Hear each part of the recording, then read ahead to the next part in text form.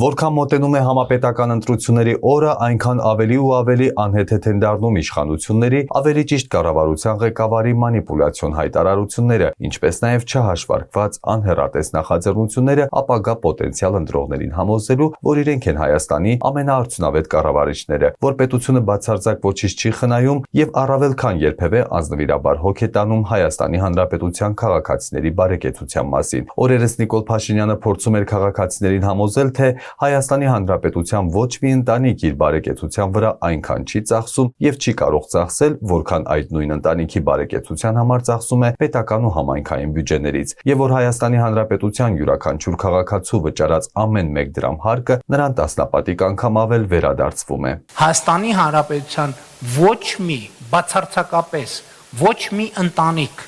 իր սեփական բարեկեցության վրա չի ծախսում եւ չի կարող ծախսել այնքան, ինչքան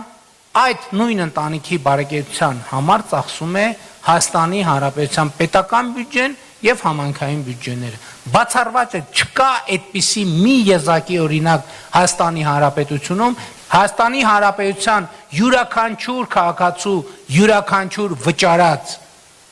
ամեն դրամ հարկը այդ քաղաքացում վերադարձվում է տասնապատիկ անգամ ավել, տասնապատիկ անգամ ավել։ Եվ սա ընդ որում ճշգրիտ բանաձև է, եթե քաղաքացին վճարում է մի դրամ, իրեն վերադարձվում է 10 դրամ։ Եթե քաղաքացին վճարում է 10 դրամ, իրեն վերադարձվում է 100 դրամ։ Եթե քաղաքացին վճարում է 100 դրամ, իրեն վերադարձվում է 1000 դրամ։ Տնտեսագետ, կառավարման փորձագետ Ռոլանդ Մարտիրոսյանը Փաշինյանի պնդումները հերթական պոպուլիզմ է որակում, ասելով, որ դրանք տնտեսագիտական որևէ հենք չունեն։ Իր վերաբերման Նիկոլ Փաշինյանի հերթական մտքի փայլատակմանը, որ եթե 1 դրամ վճարում եք 10 դրամ վերադարձում եք 10 դրամ, ընդհանուր հասա մինչև 1000 դրամի, բայց դեպքում ինչու չասացիք, եթե 1000 դրամ վճարում եք 100,000 դրամ է վերադարձում։ Այդպես չի իրականում, Հայաստանի Հանրապետության պետական բյուջեն անհամաչափության սկզբունքով է վերաբաշխվում, ինչպես նաև հնան է անհամաչափության սկզբունքով վերաբաշխում, դա բոլոր երկրներում է այդպես, որտեղ հետևաբար չէր կարող լինել հասարակության մեջ հարուստներ, միջին խավ, աղքատություն, սոցիալապես անապահով խավ եւ այլն։ Այսինքն ուզում եք ասել պետական բյուջեն համաչափության սկզբունքով վերաբաշխում է հասարակության բոլոր շերտերին։ Իհարկե նման բան չկա, Նիկոլ Փաշինյանը հերթական անգամ պոպուլիստական մտքերի արտաբեր է, որը տնտեսագիտական հենք չունի։ Հնարավոր չի պատկերացնել պետական բյուջեն համաչափության սկզբունքով վերաբաշխել հասարակության բոլոր շերտերի վրա, որտեղ նույն հաջողությամբ անչափահաս երեխաների համածնողները գնումներ են կատարում, բայց անչափահաս երեխաները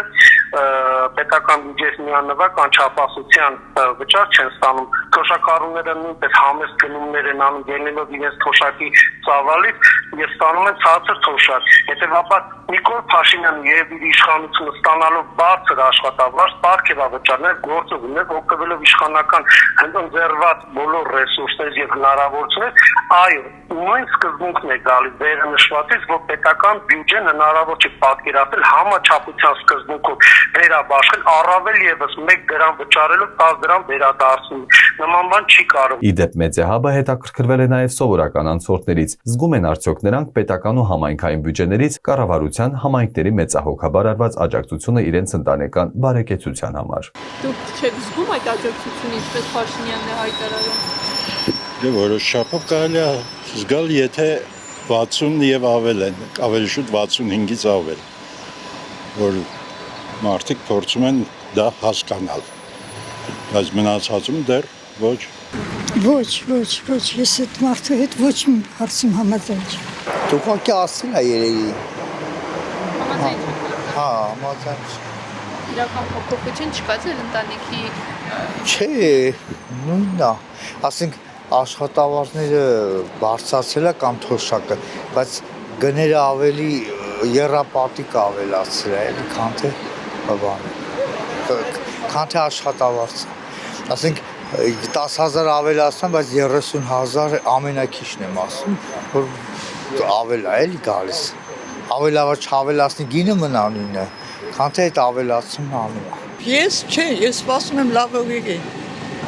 Դե չի բարելավ է, հիմա համաձայն եմ, համաձայն չէ, ոչ մի բան չի փոխվել։ Հերթական նախընտրական անհեռատես քայլը, որի անխուսափելի հետևանքների մասին զգուշացրեց նաև Կենտրոնական բանկը, Փաշինյանի ապրիլի 1-ից թոշակները 10,000 դրամով ավելացնելու խոստումն է, որը զուտ քաղաքական որոշում է եւ հղի է մարդկանց կյանքն առավել վատթարացնելու վտանգով։ Երեկ Կենտրոնական բանկի նախագահ Մարտին Գալստյանը լրագրողների հետ զրույցում ասաց, որ դա կարող է գնաճի համար գործոն լինել, հանգեցնել 0.2%-ի կարգի գնաճի։ Մեր գնահատմամբ ինքը 0.2%-ի կարգի գնաճ կարող է բերի,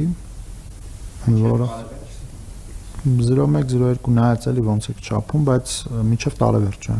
Տնտեսագետ Ռոլանդ Մարտիրոսյանը Փաշինյանի խոստումից անմիջապես հետո էր կանխատեսել, որ դա կհանգեցնի չնախատեսված անկառավարելի գնաճի։ Տնտեսագետը շատ ավելի մեծ գնաճ է կանխատեսում, որի վրա կարող է նաև այլ գործոններ ազդել։ Փոխանակ այդ գործոններով պայմանավորված գնաճը մեղմելու ուղղությամբ քայլեր իրականացնելու կառավարությունը նպաստում է երկրում ավելի մեծ թանկացումների։ Յուրաքանչյուր ծախս, որը չնախատեսված, ֆորսմաժորային իրավիճակից ելնելով կամ քաղաքական որոշումներից ելնելով, որը այս պայն քաղաքական որոշում է, որտեղ նախընտրական տարի է,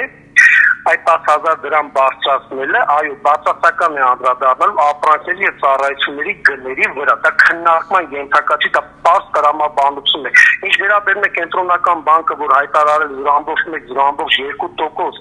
ապրանքների վրա հերթական գնաճ լինելու, դա վիճելի հարց է, կարող է անհամեմատ ավելին լինել։ Ինչու՞, որովհետեւ ապրանքների եւ մատուցող ծառայությունների գները ոչ միայն պայմանավորված են երկրի ներսում տնտեսության իրավիճակի, պետական արտաքին եւ ներքին պարտքի, տնտեսվարող սուբյեկտների վարկային ռեսուրսներից, բանկերի կողմից ներգրաված վարկային ռեսուրսներից, այլ նաեւ տարածաշրջանային եւ միջազգային գործոններից նաեւ պայմանավորված։ Բարձ օրինակ, մեր հարևան Իրան երկիրը, որի հետ մենք ունենք բաց սահման եւ որ հետ ունենք ապրանքաշրջանառություն, այսօր իսկ պատերազմի մեջ է գտնվում եւ այն ապրանքները եւ ծառայությունները, որ իրանական կողմից մենք բերում ենք Հայաստան սպառման համար, ոչ միայն արգելափակել է Իրանը իր երկրի ներսում պահանջարկը բավարարելու համար, այլ նաեւ բացասական է անդրադառնալու հերթական անգամ ապրանքի գների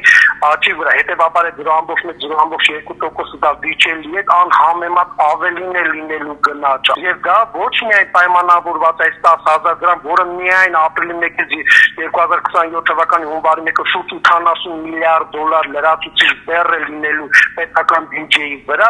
այլ նաև պետական պարտքը նույնպես բացասական է անդրադառնում ապրանքների եւ մատուցող գների վրա, եւ դա բացասական է նաև անդրադառնում տնտեսության զարգացման վրա։ Ստացվում է, որ Հայաստանի Հանրապետության սովորական քաղաքացիներս ստիպված կլինենք մեր գրպանից վճարել ավելացած թոշակները, ավելի թանկ գնով ապրանքներում մթերք ձեռք բերելով։ Այդպիսով մենք վճարելու ենք Փաշինյանի նախընտրական կաշառքը թոշակառուների մանիպուլացնելով ու շահագրգռելով, որպեսզի ընտրեն իրենց մասին այդքան հոգ տանող իշխանություններին։